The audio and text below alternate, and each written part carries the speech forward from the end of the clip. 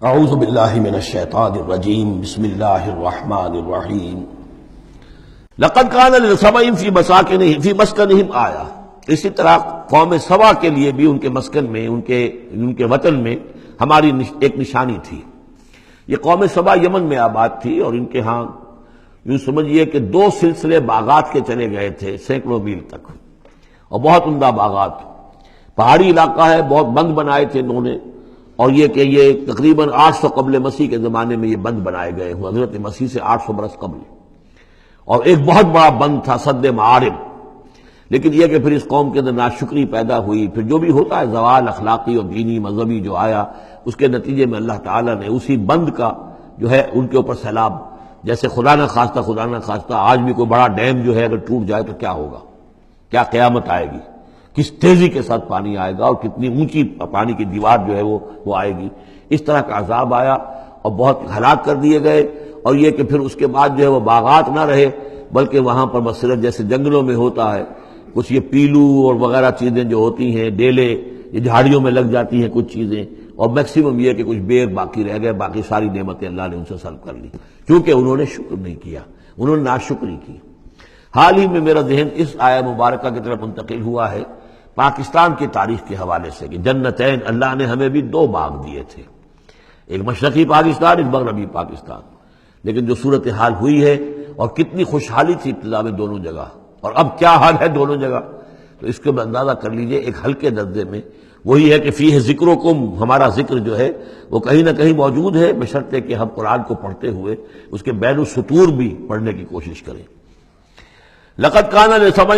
فی مسکنہم آیہ، قوم سبا کے لیے ان کے مسکن میں ان کے ملک میں ایک آیت، ایک نشانی تھی ہماری، جنتان عن یمین و شمال، 2 باغات کے سلسلے تھے داہنے اور بائیں طرف، کلوا من رزق ربکم، کھاؤ اپنے رب کے رزق میں سے، واشکروا لہ، اور اس کا شکر ادا کرو، بلدۃ طیبۃ، تمہاری یہ بستیاں بہت پاکیزہ ہیں، ورب غفور، اور تمہارا رب جو ہے بہت ہی بخشنے والا ہے۔ فاعرضوا، انہوں نے اعراض کیا، فارسلنا علیہم سیل العرم، پھر ہم نے ان کے اوپر بہت زور کا سیلاب چھوڑ دیا، وبدلناہم، اور ہم نے پھر بدل دیے، بجنتیہم، ان کے ان 2 باغات جن میں ہر طرح کے انواع و اقسام کے پھل تھے، ان کی جگہ پر جنتین، 2 ایسے باغ، ذوات اوکل خمط، کہ کچھ کسیلے قسم کے اس میں کچھ پھل ڈیلے وغیرہ جو ہو جاتے ہیں جھاڑیوں کے اندر، وہ اصل، اور جھاؤ، وشیء من سدر قلیل، تھوڑا سا بس اگر کچھ رہ گیا تھا وہاں پر تو وہ تھی اگر کوئی اچھی چیز تو وہ کچھ بیر تھوڑے سے۔ ذالک جزیناہم، یہ ہم نے ان کو بدلہ دیا بما کفروا، ان کے کفران نعمت کی وجہ سے، وہل نجازی الا الکفور، اور ایسا برا بدلہ ہم دیتے ہیں صرف انہی کو کہ جو ناشکرے ہوں۔ وجعلنا بینہم وبین القری التی بارکنا فیہا، اصل میں یہ ایسٹ ویسٹ ٹریڈ کا جو میں نے آپ کو بتایا معاملہ کہ یہ قریش کی ایک رہی ہے، ان کی اجارہ داری رہی ہے اس کے اوپر، اس سے پہلے اس قوم سبا کے پاس تھا یہی معاملہ۔ قوم سبا جو یمن میں یہ آباد تھے، اور ان کا یہ سرسب شاداب علاقہ بھی تھا، بہت خوشبویات یہاں پیدا ہوتی تھی اور ہر طرح کی بڑی آسودگی تھی، بہت پرانے زمانے کے جو کچھ سیاح ہیں انہوں نے حالات بھی لکھے ہیں، تو اس حوالے سے۔ لیکن یہ جو مشرق و مغرب کی ٹریڈ پوری ان کے پاس تھی، یعنی ہند چینی، ہندوستان چین، یہ سارا مشرق سے سارا سامان جو آتا تھا تجارتی وہ یمن کے ساحل پر آ گیا، ادھر یورپ سے سارا سامان جو آیا مرچنڈائز وہ آ گیا فلسطین کے ساحل پر، میڈیٹرینین کو کراس کیا فلسطین کے ساحل پر آ گیا۔ اب ان 2 پوائنٹس کے درمیان جو ہے ان کے قافلے جاتے تھے، اور اللہ تعالیٰ نے ایسا کیا تھا کہ ایک طرف تو کئی 100 میل تک تو ان کے باغات ہی چلے گئے تھے، پھر یہ کہ آگے بھی یہ ہے کہ تھوڑے تھوڑے وقفے کے بعد ایسی بستیاں آباد کر دی تھی اللہ نے اس راستے پر کہ جو راستے ہی پر تھیں، تو گویا کہ راستہ پرامن بھی ہو گیا، پرسکون بھی ہو گیا، ضرورت کی چیزیں بھی ملنے لگی۔ لیکن یہ کہ جب ان کے اندر گراوٹ آئی تو انہوں نے اس کی ناشکری کی، اللہ یہ کیا فائدہ، یہ سب ہے، اس میں تو کوئی جو ہے خاص ہمارے لیے ایڈونچر تو ہے ہی نہیں، تو کوئی دور کا سفر ہو، اس میں خطرے بھی ہوں، اس میں کوئی اندیشے بھی ہو، تب لطف آئے سفر کرنے کا، تو اللہ تعالیٰ نے پھر یہ جو ان کی ساری سہولتیں جو دے رکھی تھیں وہ ان سے جسر کر لی۔ وجعلنا بینہم وبین القری التی بارکنا فیہا، اور ہم نے ان کے مابین اور ان بستیوں کے مابین جن میں ہم نے برکت دی ہے، اب یہ وہ فلسطین کا علاقہ ہے، الذی بارکنا حولہ،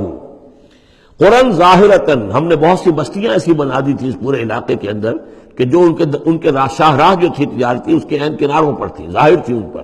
وقدرنا فی السیر، اور ہم نے اس میں اندازہ مقرر کر دیا تھا چلنے کا، سفر کرنے کا، گویا کہ ہر 30 میل بعد یا 50 میل کے بعد کوئی نہ کوئی ایسی آبادی ہے تاکہ انہیں وہاں پر سہولت ملے۔ سیروا فیہا لیالی و ایاما آمنین، اور ہم نے کہہ دیا تھا کہ اب کرو سیر اس میں، کیا کرو سفر اس میں آرام سے، امن کے ساتھ، راتوں کو بھی اور دن کو بھی۔ فقالوا ربنا باعد بین اسفارنا،